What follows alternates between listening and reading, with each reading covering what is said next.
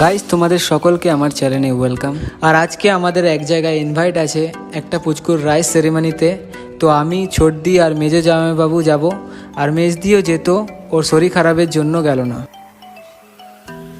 তো রাস্তায় মজা করতে করতে ফাইনালি এসে পৌঁছালাম ভবনে।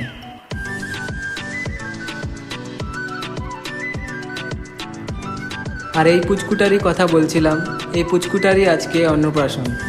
এখানে কিছুক্ষণ আড্ডা আর ফটোশ্যুট করে প্রচুর খিদে পেয়ে গেছিলো, তাই ওপরে গিয়ে খেতে বসলাম।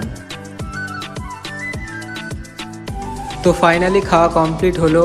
এবার কিছুক্ষণ ঘুরে সবাইকে টাটা করে আবার ঘরের দিকে রওনা দেব।